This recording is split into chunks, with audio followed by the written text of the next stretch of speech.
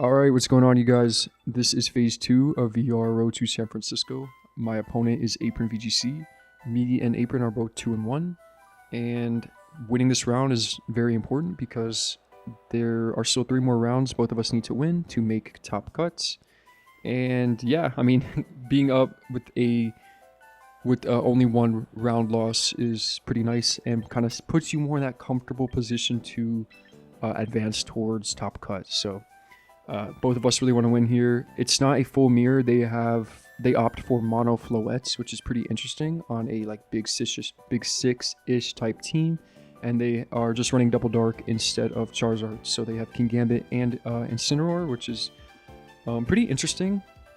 I think what like immediately stands out to me is like Floette looks really good because I just hit everything for super effective or neutral damage.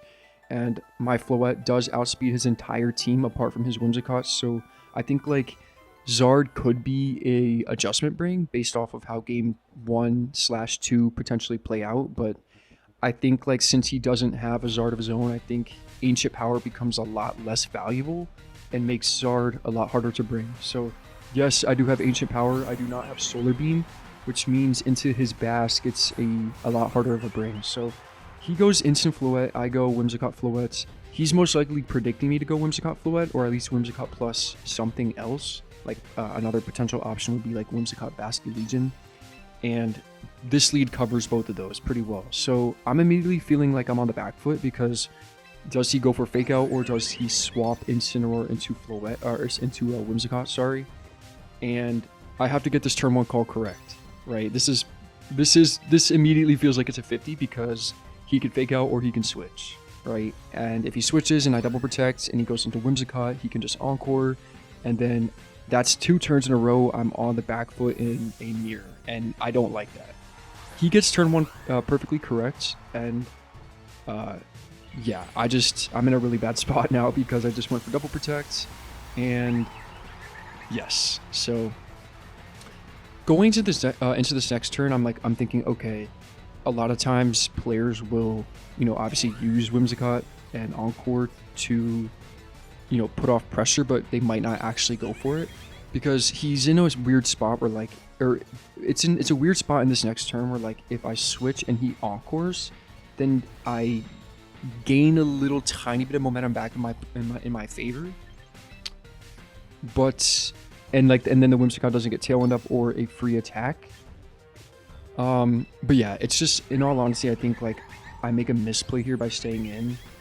I think he has no reason not to Encore because he already has some momentum on his side.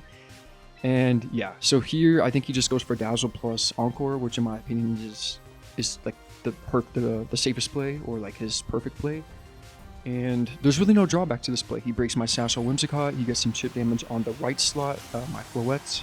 So yeah, this was, I think, the first misplay I make in this game. Yeah.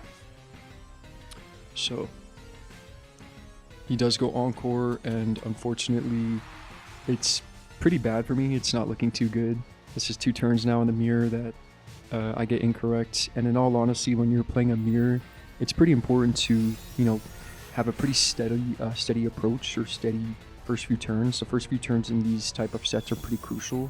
And the momentum is really important, right? My Whimsicott is not in position. I don't have a Pokemon that's threatening under Tailwind at the moment. I'm pretty out of position right now, meaning like I'm forced immediately on the back foot. I have to swap out Floette here, which is pretty obvious, and he can just click Dazzle for free, and he doesn't even have to Tailwind, right? He can actually stagger his Tailwind turns because I'm not really bringing in a Pokemon that outspeeds either of these anyway. So if we match Tailwinds, I'm not really gaining anything. And yeah, it's just, in all honesty, it's looking pretty rough out here. And he just gets a free Dazzle off. He gets some free chip damage into my Incineroar. One thing to note is that because he is modest on Floettes and not timid, Dazzle plus Moonblast is very close to putting my Instant in range of... Dazzle is very close to putting my Instant in range of Moonblast. So I think as of right now, I'm a little bit out of range, but yeah, like it's very close. He's very offensive. I think he's like literally modest max special attack, so he's doing the maximum amount of damage he can do. So I go fake out into Whimsicott. I think like I just go for my safest play possible. I could have read the Whimsicott switch because I think it was like pretty obvious, but for him to preserve his Tailwind. But yeah, this is another turn I got wrong and he got correct. I think this was maybe a misplay on my end. I think I needed to make a read here to get myself back in the game and kind of claw back into it. But now I'm just way out of position. I'm forced to bring Floette, which is in Moonblast range. And yeah, my instant is also in Moonblast range, by the way. So I wasn't fully sure if Moonblast would KO because I am careful and I'm very bulky on these special defensive sides. So I was not sure if Moonblast would KO me at this range, but it does. It ends up killing me. He goes for Fake Out plus Moonblast on this turn. So yeah, I was just a little bit... it was good information, I guess, but honestly, I was just kind of shocked because I thought like maybe there's a chance I live. It could have been a roll, but it looks like it was just always KOing based off of how fast my HP went down. I'm not fully sure. Yeah. But after seeing this KO, I'm like, yeah, that's definitely game. Like, there's no way I can win. I think even if he doesn't KO and I go for Flare Blitz, I think I still always lose because he can just win with Whimsicott basking attack, and I can't win. He would be able to set up another Tailwind and ensure that he wins with Basky Legion in the end game, and I can't do it. I can't do anything about that anymore. So I think no matter what happens, with even if I were to live, I think it doesn't matter. I think I always lose the game.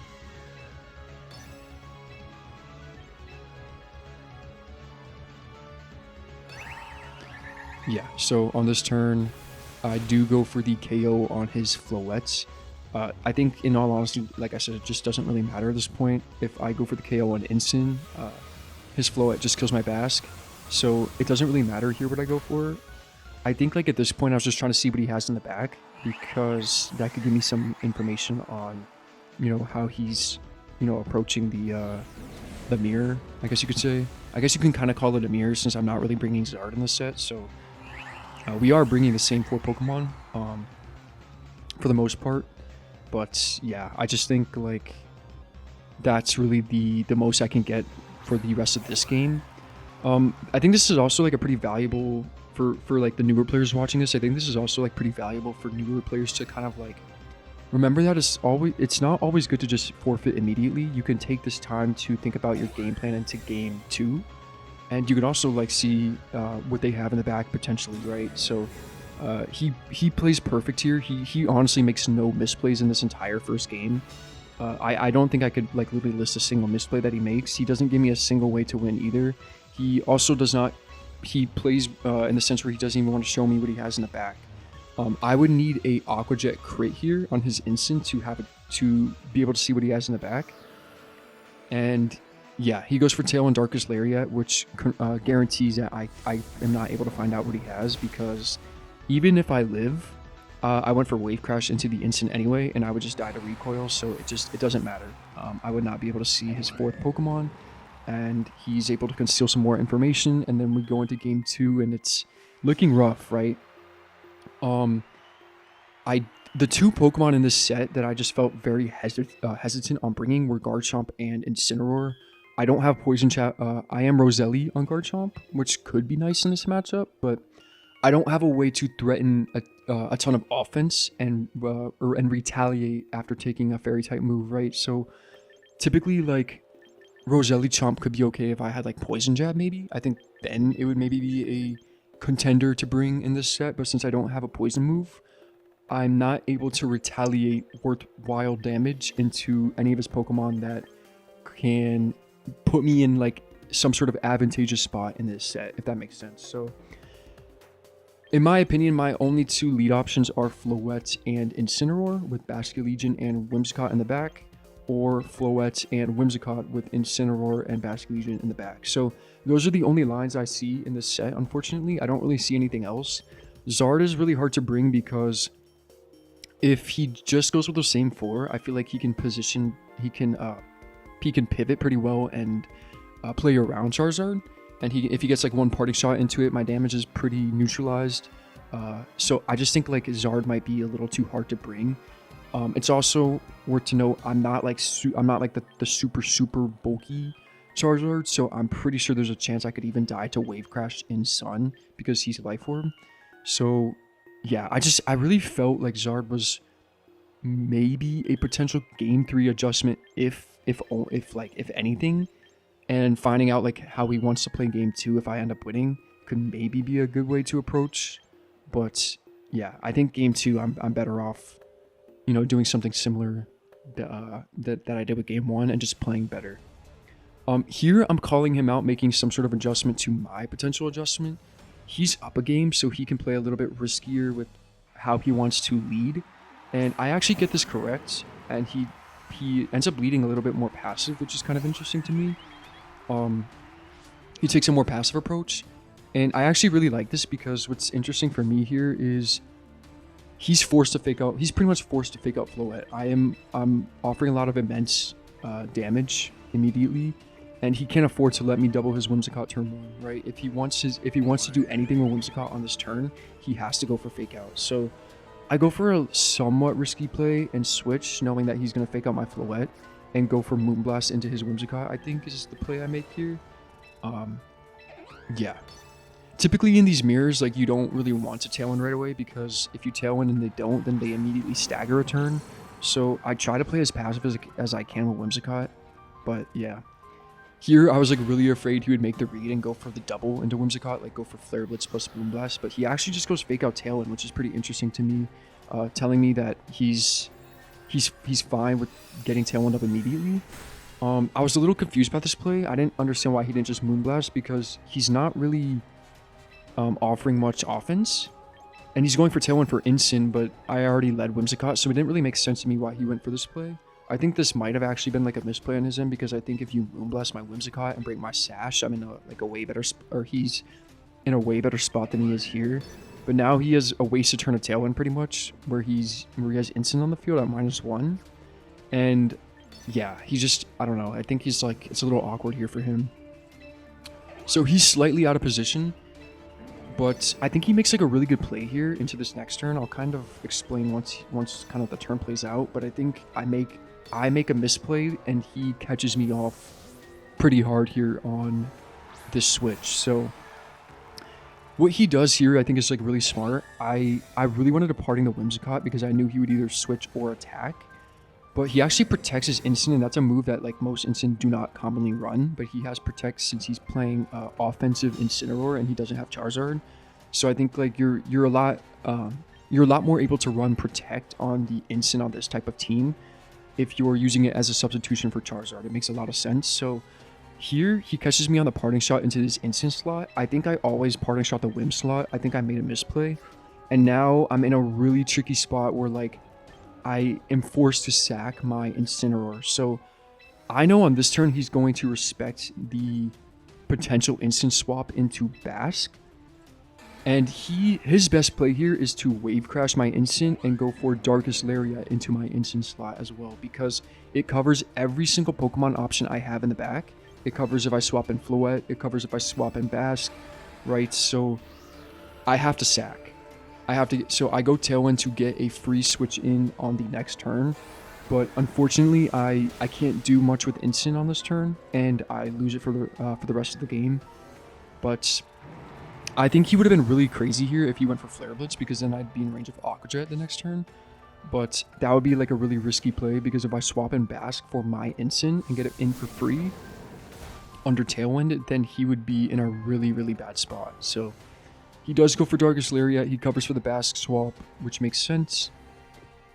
And since I have Tailwind up and his Basque is now in range of Moonblast, I can actually go for Floette here. I don't even have to go into my Basque, and I can go for a double Moonblast into the Incineroar slot, or I can Moonblast his Basque slot. So here I make a really risky play, and I say, okay, if he's going to do anything with Basque, he's going to Protect, or he's going to Aqua Jet, knowing that I get the KO here very easily. And I think in hindsight, since I knew his Instant was offensive, I think Moonblast with Whimsicott and Fairy Aura plus Dazzle always gets the KO. So I think I actually made a misplay here going from double Moonblast, because his Instant's not bulky at all. He has a lot of offense, and after seeing how much Moonblast did on this turn, I was like, damn, like Dazzle, I think just gets a KO. And after Aqua Jet chip here, which I do get this turn correct, I do think Dazzle kills Bask at this range. So I think if I get a double KO on this turn, it's a guaranteed game over. But yeah, at the end of the day, I think like I'm still in a really good position because I have Tailwind up. If he goes Floette, I outspeed Bo still. And if he goes Whimsicott, he's always forced to Tailwind because he has no other play. So I'm in a really good position here, actually. He really can't stop this positioning. I get Floette in for free. I think the turn that he forced my instant in with Wave Crash put me actually in a very good position because I get Floette in under full max turns of Tailwind. So yeah, in all honesty, I think like this position is just solidifying for me. I still have 2 turns of Tailwind. If this was the last turn, maybe he had like a better chance. But yeah, I think like at this point, there's no way he can win because my Whimsicott is not in range of Moonblast. And my Whimsicott, and he doesn't have it in Aqua Jet range. He doesn't have my Whimsicott low enough HP to really go for any play here. So yeah, I'm in a really good spot. His only play here, in all honesty, his perfect play is Tailwind plus Aqua Jet to hopefully fish for a crit on my Floette. And he does not get it, and that pretty much solidifies my game because I get a double KO. And if his last in the back is Floettes, then I always win because I have 1 more turn of Tailwind, right? And if I go for double Moonblast, if he somehow lives, I have Aqua Jet in the back with my Basket Legion. And if he goes for Protect, I can just Encore. So it is a guaranteed game over for game 2. I actually really like how I played this. I think like I honestly played perfect.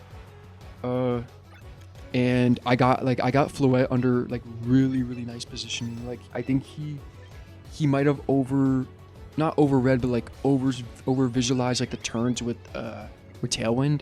I think like in the moment when he had my instant locked in, I think it might have been like looking good for him. But I think like once I realized that if he respects the Bass and goes Darkest Lariat, I realized that I can just go Floette and win the game. So, yeah. If I were to have gone Bask, I can never get the double KO with Dazzle. So going into Bask over Floette would have been a misplay. But yeah, here, fortunately, at 62% Moonblast from my Floette does actually kill. This wasn't something I was fully sure on, so getting this information was really nice. This was the reason why I wasn't sure if I would KO is because if he has like any bulk at all, there's a chance it might live. If he's in like that 60% range, it's very hard to like know for sure if you're getting the KO. But fortunately we do. So yeah, that's pretty good information to know potentially if we're in a similar scenario in game 3.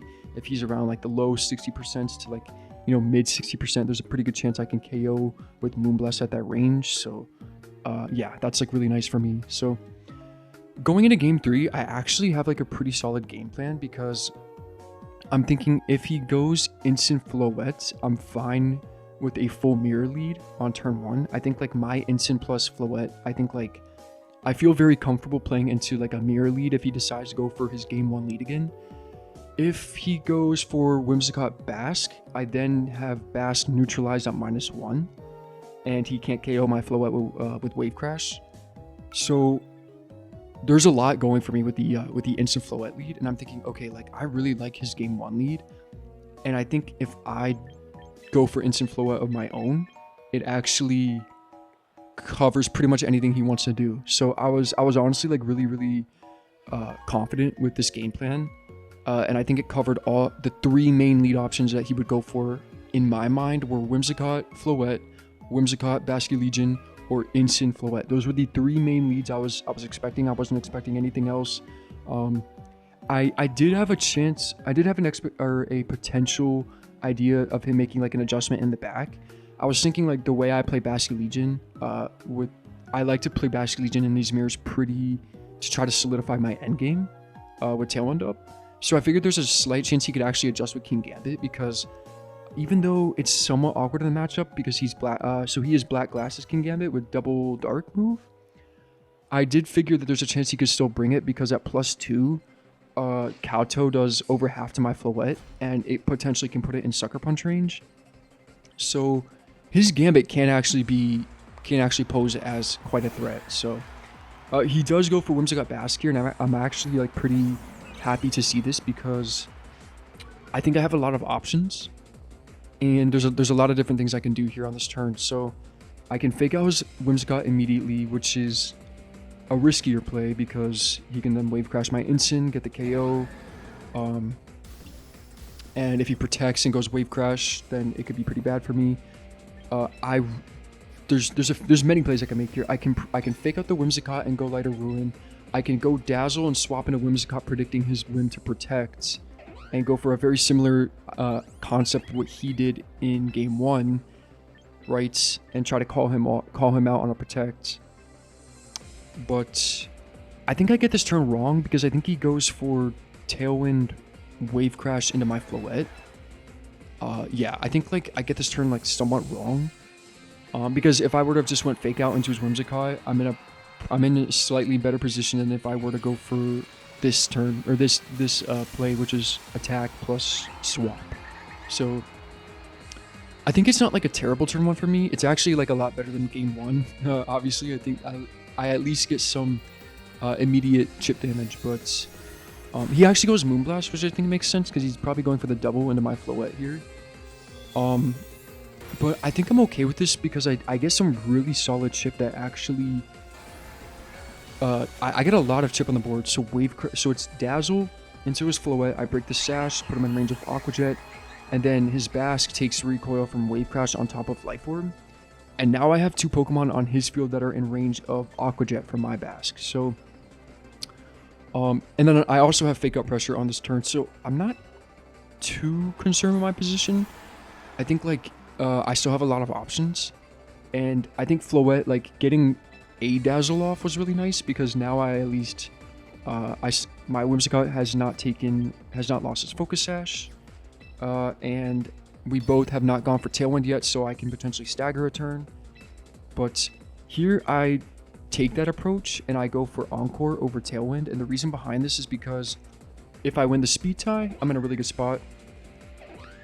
If he goes for Aqua Jet to break my Sash on Whimsicott and predicts me to go for Tailwind, then I also cover that play as well. So this is a risky play because if he just went Tailwind attack, I would just lose the game like immediately, like on the spot. But he plays safe and goes for his guaranteed damage into my Whimsicott, which makes a lot of sense in my opinion because if I were to just Aqua Jet, or sorry, if I were to just Aqua Jet and non-Tailwind, then he's guaranteed to break my Sash with Whimsicott. If I were to go for Tailwind attack, then he's guaranteed to get the Aqua Jet off no matter what. So I do think that his play makes a lot of sense, but if he were to have just attacked and predicted me to like go for something like this, then it could have been really bad for me. But going into the next turn, I think it's really nice because a lot of times in these mirrors, you don't want to give your opponent 2 free switches under Tailwind. And I'm actually I'm still in an okay position because now it's really awkward. His Whimsicott is forced out. He's forced to show me what he has in the back unless he wants to sack on this turn, but I don't think he can afford to sack his Whimsicott just yet. I think he's forced to switch this turn. And this is a turn I think I make a crucial misplay. So if I go for Aqua Jet plus Moonblast into his Floette, I am guaranteed the KO if he goes for Light of Ruin. But I was very scared of him clicking Dazzling Gleam or Moonblast on this turn to try to KO my Whimsicott. So I was heavily debating this turn so many times because I wanted to Aqua Jet, I really did.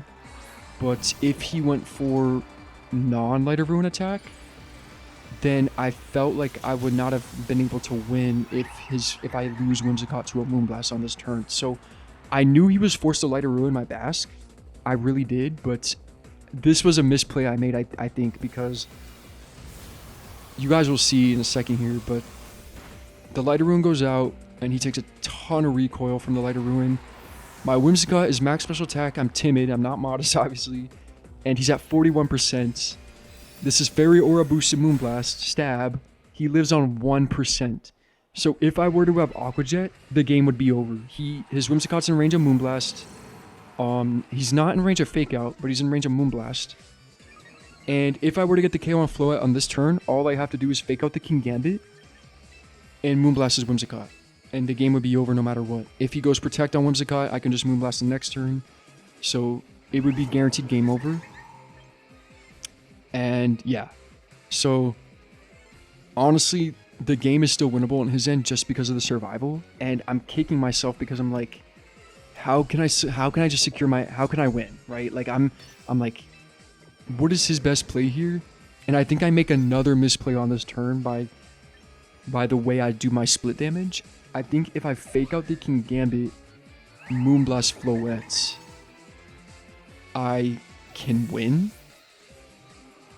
But I think I misplay. I think this is another misplay. So the reason why I Moonblasted Gambit is because it puts him in guaranteed range of Flare Blitz. Because I have no attack investment, right? So this Moonblast damage is actually really significant because it puts his Gambit in range of Flare Blitz. So into this next turn, I'm thinking, okay, so he's +2. My Whimsicott most likely dies to Sucker Punch now. Because he's Black Glasses and he's +2 and I have no bulk. What is his best play here that he can make, right? And he can protect his King Gambit and go for Encore into my Whimsicott to lock me into an attack so that he can guarantee get a Sucker Punch off into the next turn. And I'm just thinking here, like, I think I'm just having a lot of like brain farts with my play because I feel like I played this endgame so terribly. Like, I think this is the sloppiest I've played in quite a long time. I give my opponent every out to win. Right? I think even on this turn, if I were to have gone for Protect with my Whimsicott and go for Flare Blitz into his King Gambit, I'm in a position where whoever wins the speed tie would most likely win the game. I just didn't want to Protect because if I Protect and then he wins the speed tie the next turn and goes to Encore, then I definitely lose. So yeah, I think even if I locked in Encore, I might have had a better chance because then I can, like, he can't Encore my Encore. So here I make another misplay, but I think it's a 50 actually. He suckers my Whimsicott and it KOs. I was not fully sure at this time during this set if this was going to KO or not for sure. I didn't know my calc, and I should have. And when I saw that sucker KO, I was like, I lost. Because if I Flare Blitz his Floette on this turn, the game is over. Again, another chance I have to win the game. But I Flare Blitz the Gambit because if he protects his Floette and I Flare Blitz the Floette slot, I lose. If he doesn't protect and I Flare Blitz the Floette slot, I win. So it's a 50, but he chooses to attack. So I lose. This was a very, very intense set. And unfortunately, my Instant is not out of range of Moonblast. He's modest, and even though I'm careful, I am still in range, and I lose. So, in all honesty, looking back at this set, I am just kicking myself like crazy, and I am pretty tilted at this point because I'm just thinking, how did I lose? How in the world did I lose this set? What other turns could I have just guaranteed my endgame? After the Floette survived Moonblast, what are like some other plays I could have made to secure my endgame, right? If I Encore Whimsicott and put myself in a position where he can't lock me into an attack, then I can win the following turn because then it's a 50 if I attack Whimsicott or Protect on the Sucker Punch.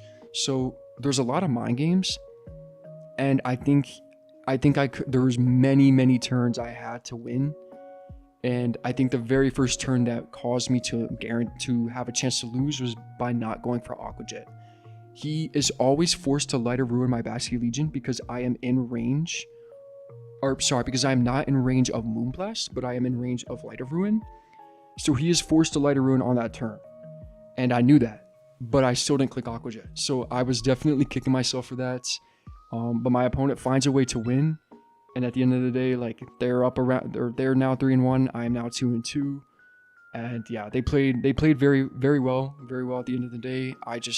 needed to find a better way to secure my endgame, and I did not. So, alright, so quick recap of the sets, because I wanted to show the team and talk a little bit more about my thought process when I first saw the team into team preview, and then, yeah. So, in this set, because he has Garchomp, and because he has Black Glasses Gambit, and then Incineroar, I felt that Zard, and also, of course, Basky Legion, I just felt my overall better Mega was Floette. He is modest, and I'm timid, so I just felt that Floette made a lot of sense here.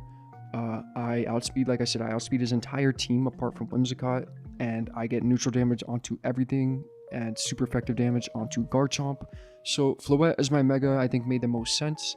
I think Game 3, there's definitely a chance for adaptation, because he did bring King Gambit, but I felt that if my Zard had taken any damage, whether the damage is from Floette Moonblast, Floette Dazzle, or Instant Attack, right, like, or even Aqua Jet, I think there's a lot of openings for him to put me in range of Sucker Punch, and I just prefer for my Mega to resist his, the Dark type damage, and obviously Floette does that. So that was my reasoning behind bringing Floette all 3 games rather than trying to adapt and go Charizard. And then Chomp, of course, like I mentioned, is just, I don't think is like too good in this set. He has a lot of really good priority moves, a lot of ways to hit it really hard. And then, of course, Double Fairy when I am not Poison Jab. Like I said, if I'm Poison Jab, I think it's a potential bring, but since I don't have a way to retaliate with damage that's meaningful, I just didn't think it was a bring. And on top of that, he can also intimidate me and neutralize my damage right away. So it just didn't feel like it made sense to bring at all. And I think the 4 I brought were correct. And like I said, I think for me as a VGC player, what makes me get tilted the most in a set or after a set is when I make a personal throw, or when I make a bad play when I know the game was super winnable, and I make a complete terrible misplay. I think I kick myself the most when I'm in these situations. So after this set had finished, I remember I tilted quite a bit because mentality wise, because I was like, I want to be in a very comfortable position to solidify top cut, right? Being 3-1, I still have to win 2 rounds. Now I'm 2-2 and I have to win out. So when you're in these positions, it's very mentally taxing, right? You need to, kind of switch your mindset back into, wanting to win. And that's something I definitely still struggle with as a player, as a longer term player, because I always have this mentality where like an outcome that in my brain should have happened didn't. Now I'm in this position where I need to win out, right?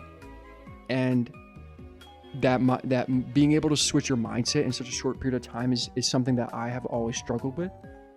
So that is one of my main weaknesses in VGC that I have always struggled with, is being able to like keep a positive mindset after a outcome that was completely in your control, if that makes sense. So that was, in all honesty, the self-reflection after this set, because I don't want to take away from my opponent. They are obviously an extremely good player. I do have their Twitter popped up showed up. So this is ApronVGC. I am familiar with their name, and they are like a longer term player as well, and they're very good. But I do think that the cause of me losing game 3 was mainly because of my misplays and me kind of counteracting like my initial play that I wanted to make, and then going for a play that didn't make sense instead. So that was where I think I made my mistakes, and that's how I can improve, right? By kind of self-reflecting, right? So as a VGC player yourself, if you're watching this and you feel the same way, definitely let me know in the comments. Like this was a set that like really put me on edge. Like I don't really get mad. I just mainly got very upset with myself. I think I was just like, damn, like I really want to make top cut in this tournament, and this set's really, really important. Like being able to, continue to win and keep a spare loss is very, very important in VGC and in high level tournaments. So yeah, this was a really good set to look back on. I'm really glad I recorded this actually. So hopefully you guys enjoy, and hopefully this was still like a fun set to watch. Fortunately, it wasn't like a full mirror, so at least there was some more variance to it. But yeah, hopefully you guys enjoy the video, and there will be another round posted in the next few days.